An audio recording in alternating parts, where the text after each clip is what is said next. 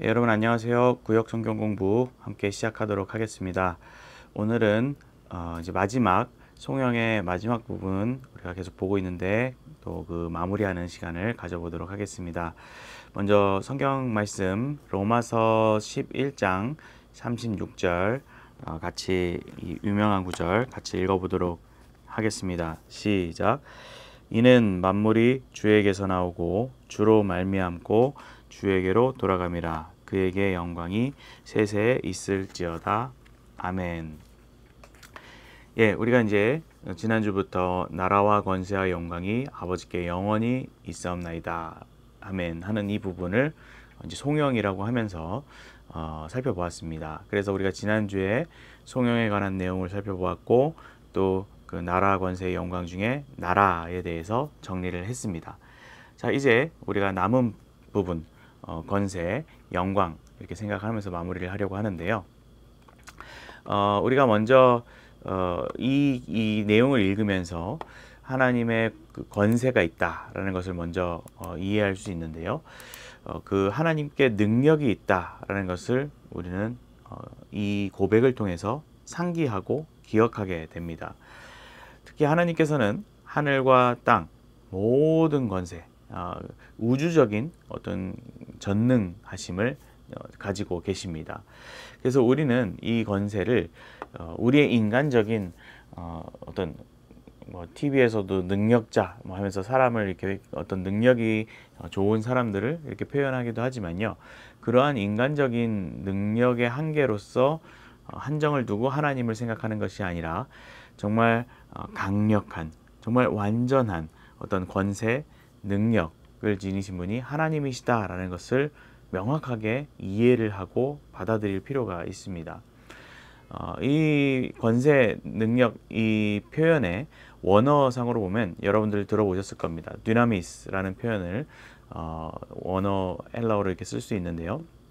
이 표현은 우리가 또 잘 아는 우리가 쓰고 있는 다이너마이트라는 표현의 유래가 되는 단어가 되기도 합니다.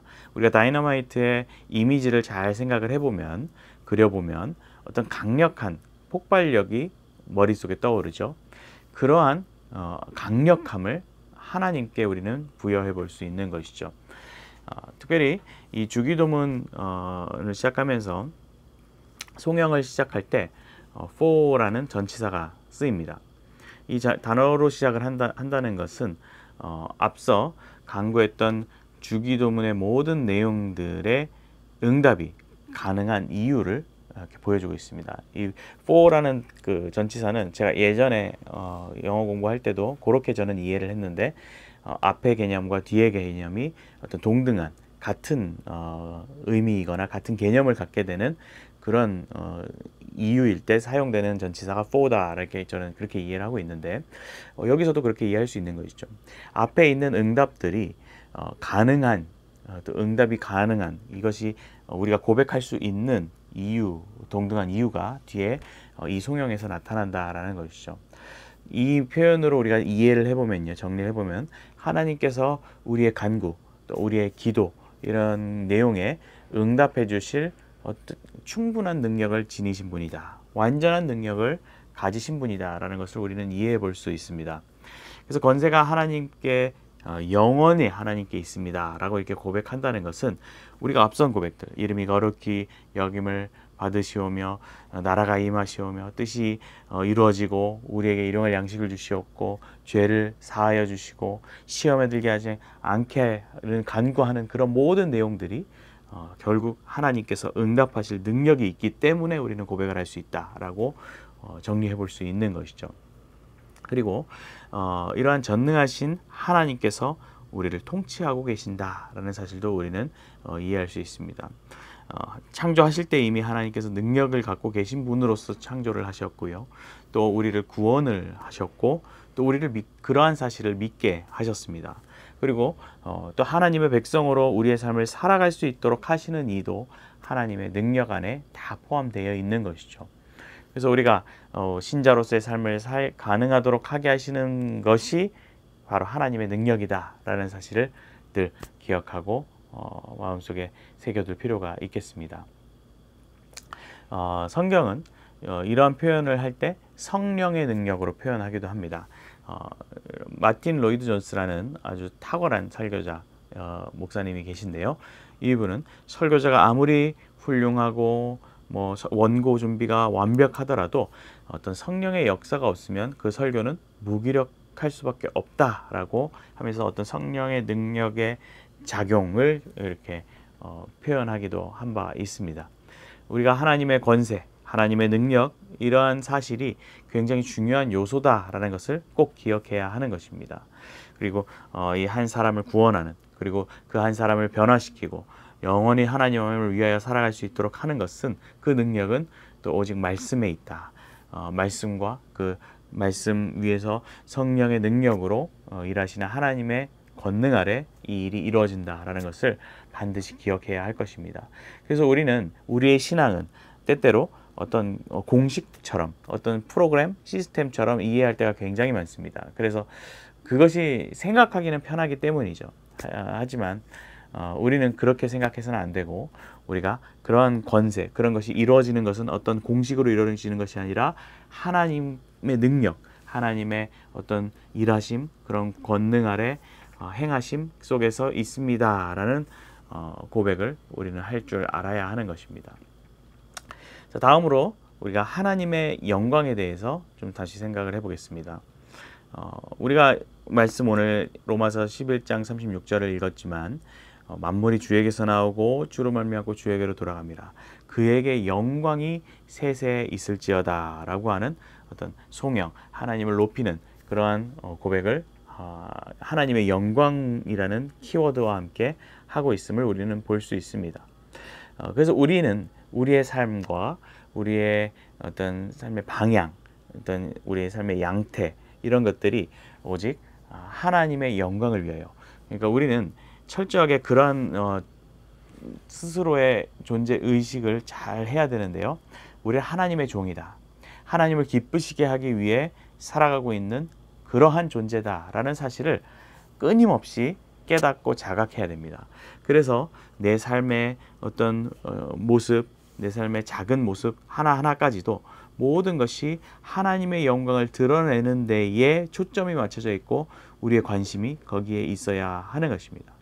그래서 그 영광은, 영광이라는 것은 누구에게도 걸맞지 않은, 정말 하나님께 속한 하나님의 것, 하나님만의 어떤 소유할 수 있는 그러한 개념이다라는 것을 우리는 늘 기억하면서 우리 모든 행하는 삶과 또 우리 고백과 모든 내용들이 하나님의 영광을 생각을 할 필요가 있습니다.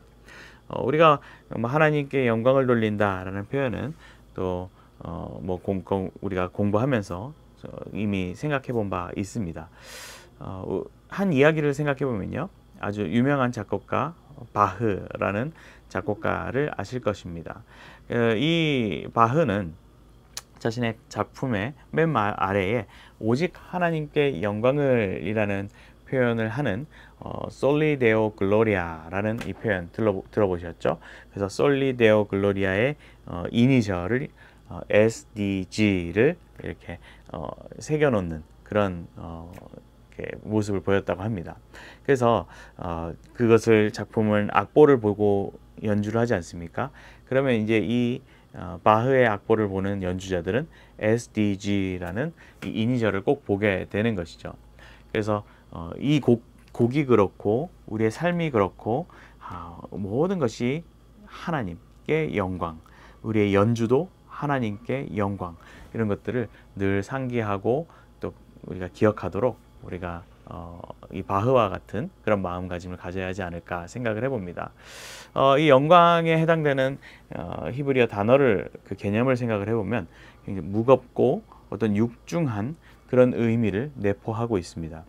하나님의 어떤 장엄하심과 풍성하신 아주 거대한 그런 묵직한 영광의 내재적인 어떤 속성을 가지고 있다라는 것이죠. 그래서 이 영광은 또 동시에 외적으로 이렇게 드러나는, 전시되고 알려지는 그런 개념도 함께 갖고 있습니다. 하나님의 영광의 최고의 외적 표현이 무엇일까요? 바로 예수 그리스도이십니다. 인간의 몸을 입고 오셨지만, 한 인간의 모습이었지만 그분은 또 유일한, 또 완전한 하나님이셨고 또 영광의 본체이셨다라는 것을 성경을 통해서 우리는 잘 알고 있습니다. 하나님은 많은 방편으로, 여러 모습으로 하나님의 영광을 나타내시고 우리에게 드러내시지만, 특히 이 죄인들을 위한 그리스도의 고난과 십자가, 죽음, 이런 과정을 통해서 하나님의 위대하신 영광이 아주 극도로, 최고로 드러나는 것을 우리는 볼 수 있습니다. 그래서 그런 과정 속에서 드러난 하나님의 사랑, 하나님의 공의, 하나님의 이런 우리를 향한 정말 깊은 관심, 이런 것들은 하나님의 영광을 더욱 드러내게 하는 귀한 과정이 된다라는 것입니다. 이 영광은 죄사함 받은 백성들의 이제 하나님을 향한 예배적 삶을 통해서 발휘됩니다. 즉, 우리가 하나님을 예배하고 하나님을 예배하는 예배자로서의 삶을 살아가는 것, 그러한 우리의 삶의 방향, 또 삶의 방식, 이런 것들을 통해서 우리는 하나님께 영광을 올려드리는, 그것을 구현해내는 그러한 발휘하는 삶을 살아간다라는 것을 기억하고 또 해나가야 하는 것입니다. 그래서 우리의 삶, 우리의 예배가 정말 하나님께 영광 올려드린 예배가 되어야 되고요. 또 그러한 예배적 삶이라는 것을 통해서 우리의 삶에 어떤 예배의 형태가 묻어나는, 우리의 삶을 통해서 하나님의 영광이 드러나고 하나님이 높여지는 그러한 삶을 살도록 살아가는 것이 아주 중요한 우리의 삶의 방식이고 요소다라는 것을 꼭 기억해야 할 것입니다. 그래서 우리 주기도문의 이 마지막 성령을 통해서 영광은 하나님께 속해 있습니다. 아버지께 영원히 이것이 있습니다 라는 것을 꼭 기억하고 그러한 마음으로 고백할 필요가 있습니다. 자, 이제 이러한 고백, 성령의 고백이 쭉 있고요. 또 마지막은 아멘이라는 표현으로 끝난다라는 것을 우리는 또 잘 염두할 필요가 있겠습니다. 이 아멘은 우리가 자주 하시죠. 과연 정말 이 내용이 그러합니다. 저는 이 마음에 함께 합니다 라는 그런 신자의 진실된 어떤 고백의 확실한 표현, 어떤 확증이라는 개념을 갖고 있는 내용입니다. 그래서 아멘을 우리가 그냥 습관적으로, 피상적으로 이렇게 알맹이 없이 그렇게 고백하는 것은 잘못된 모습이고요. 우리는 거기에 진심을 담아 정말 아멘을 고백할 필요가 있습니다. 특히 이 주기도문을 우리가 쭉 이렇게 내용으로서 하나님에 관한, 또 우리 인간에 관한 그런 내용들을 쭉 생각을 해왔고, 또 하나님을 높이는 송영의 고백까지 우리가 함께 쭉 했습니다. 그래서 이 모든 내용들에 대해서 인정하고 또 그것을 나의 기도로 고백하는 그러한 아멘의 자세가 우리가 고백할 줄 알아야 하는 것입니다. 그래서 모든 또 나라와 건세와 영광이 하나님께 속해 있습니다. 그리고 앞에 있는 기도의 내용들을 우리가 다 나의 기도로 나도 고백합니다 라고 하는 고백으로서 아멘을 온전히 고백할 수 있어야 하는 것입니다. 그리고 이러한 사실이 영원히 있다는 것, 내가 이 고백을 하는 순간 이후에도 앞으로도 영원하다라는 것, 그러한 사실을 우리는 인지하고 그러한 개념 하에서 이것들을 해나갈 필요가 있는 것입니다.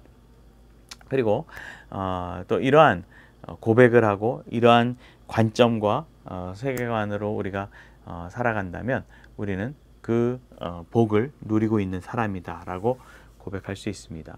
그래서 우리는 이러한 아멘의 삶, 이것을 고백할 수 있는 삶, 또 우리가 그것을 고백한 대로 또 동의하며 또 내 마음에 기도하는 대로 함께 살아가는 삶을 사는데 여러분들의 삶의 관심과 초점 그리고 실제가 맞춰지는 삶을 꼭 사셔야 하겠습니다. 네, 오늘은 여기까지 하겠고요. 다음 주에 마지막으로 결론식으로 사실 오늘 결론이 좀 이게 있었지만 최종 결론을 내리면서 오늘 공부를 이렇게 마치도록 하겠습니다. 네, 수고하셨습니다.